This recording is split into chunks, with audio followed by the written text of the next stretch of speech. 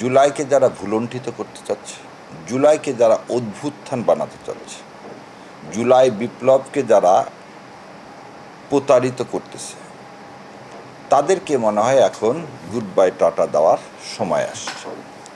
ওখানে এনসিপির লেখার পিছনে কারণটা হচ্ছে ইউনূস সরকার যতগুলো কাজ করছে তার মধ্যে একটা বড় পাপ করছে। আবার বলে দিচ্ছি, ইউনূস সরকার যতগুলো কাজ করছেন, অনেক ভালো কাজ করছেন, কিন্তু একটা যতগুলো পাপ কাজ করছেন, খারাপ কাজ করছেন, তার মধ্যে একটা বড় পাপ কাজ করছেন যারা এই জুলাই থেকে ভাগ করছেন। জুলাইয়ের ধারক বাহক হচ্ছে এদেশের সকল মানুষ। আওয়ামী লীগের প্রেতাত্মাবাদে, আওয়ামী লীগের উচ্ছিষ্টতাবাদে, এবং যারা বাংলাদেশের সার্বভৌমত্ব স্বাধীনতা বিশ্বাস করে না তারা বাদে বাংলাদেশের আপামর জনসাধারণ এই জুলাই বিপ্লবের কি অংশীদার।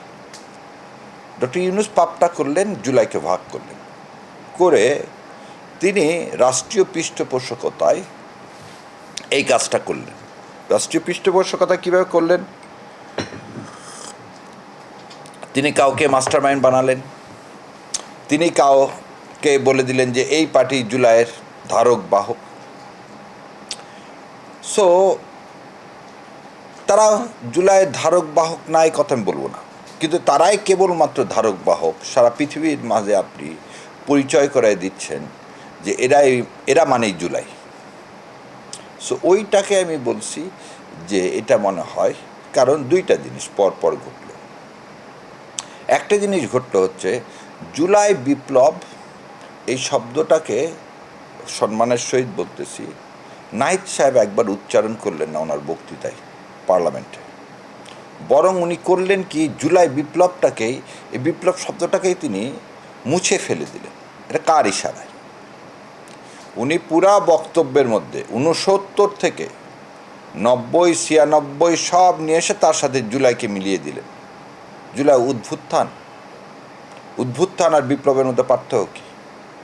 অভ্যুত্থান হচ্ছে কোনো একটা পার্টিকুলার ইস্যুতে যখন শাসকের পরিবর্তন করা হয় তখন সেটা হচ্ছে অভ্যুত্থান।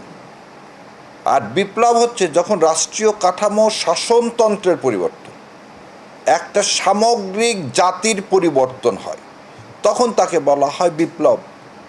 69-এর গণ অভ্যুত্থান বলা হয়, কারণ আইয়ুব খান সেখানে পতন ঘটছে, ইয়াহিয়ার আন্ডারে সমস্ত দল নির্বাচন করছে। সো আইয়ুব খান পরে যে ইয়াহিয়া আসছে। 90-এর আন্দোলনে এরশাদ সাহেব পড়ে গেছে, মানুষের দাবির মুখে কে আসছেন? তখনকার চিফ জাস্টিস শাহাবুদ্দিন সাহেব অ্যাক্টিং রাষ্ট্রপতি হয়ে ইলেকশন দিচ্ছেন। 96 সালে একই কাজ হয়েছে। 96-এর আন্দোলনে বেগম খালেদা জিয়া ওখান থেকে চলে গেছেন, ওখানে কে আসছে? তার পরিবর্তে হাবিবুর রহমান শেলী সাহেব আসছেন, এসে তত্ত্বাবধায়ক সরকারের ব্যবস্থার আন্ডারে আপনি ইলেকশন দিচ্ছেন। খালি তাই না, 7ই নভেম্বরও দেখেন আওয়ামী লীগের সেই সময় যারা ক্ষমতায় ছিল সেই ক্ষমতা থেকে সরিয়ে কর্নেল তাহেরা জিয়াউর রহমানকে ক্ষমতায় নিয়ে আসছেন। সো এই অভ্যুত্থান, এগুলো হচ্ছে অভ্যুত্থান। আর বিপ্লব কি? দেওয়ালে লেখা ছিল কি? রাষ্ট্র কাঠামো পরিবর্তন করতে হবে। লেখা ছিল কি? সংবিধান পুনর্লিখন করতে হবে। সো এই দাবিগুলোর জন্যেই তো আবু সাইদ, মুগ্ধরা যে জীবন দিলেন, তাদের দাবিটা কী ছিল? রাষ্ট্রীয় কাঠামো ব্যবস্থা চেঞ্জ করা। আজকে আমি কে এই নতুন বয়ান দেওয়ার?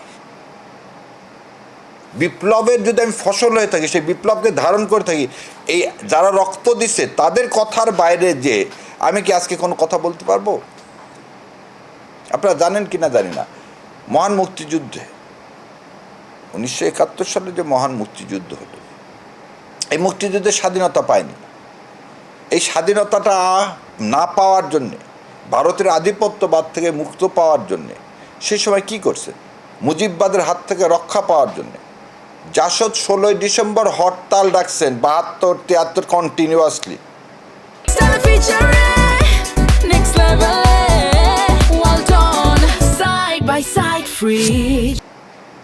যদি কারো বিশ্বাস না হয় এই লাল সন্ত্রাস এই বইটা পড়ে দেখেন। কেন সেদিন তাহলে ডাকলেন? কেন কর্নেল তাহেররা মানে আপনি মেজর জলিল সাহেবকে আপনি ছাড়তেন কবে? 72 সালে কোন শেষের দিকে?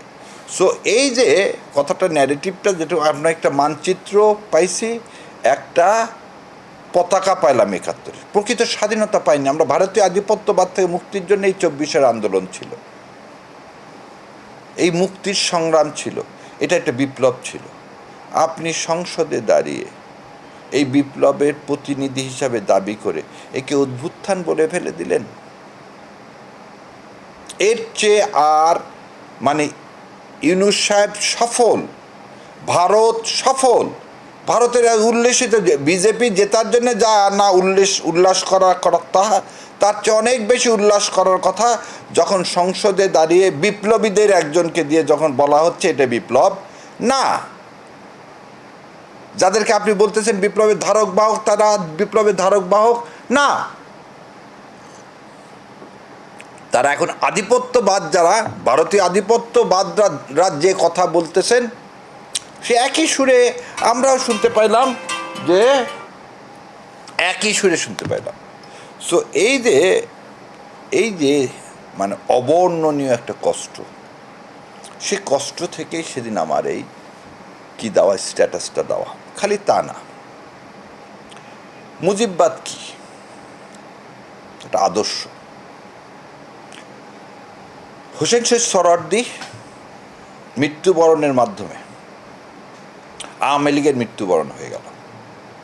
মৌলানা ভাসানী এটা বহু আগে টের পেয়ে গেছিলেন, এবং টের পাওয়ার কারণেই শেখ সাহেবরা অত্যাচারে মৌলানা ভাসানীরা আওয়ামী লীগ থেকে সরে গেলেন।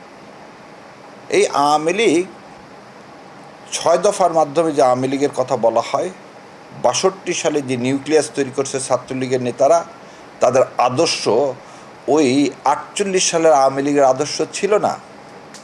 এই আদর্শর ধারক বাহক হচ্ছে মুজিববাদ, এবং সেই কারণে 71 মানে হচ্ছে কি বলা হয়, মুজিববাদ বলা হয়। মুক্তিযুদ্ধ মানে মুজিববাদ। এই যে বয়ান, মুক্তিযুদ্ধ মানে হচ্ছে কি, আপনি করবেন কি, ইন্ডিয়াকে এদেশে পুনর্বাসন করা, সেটার নাম মুজিববাদ।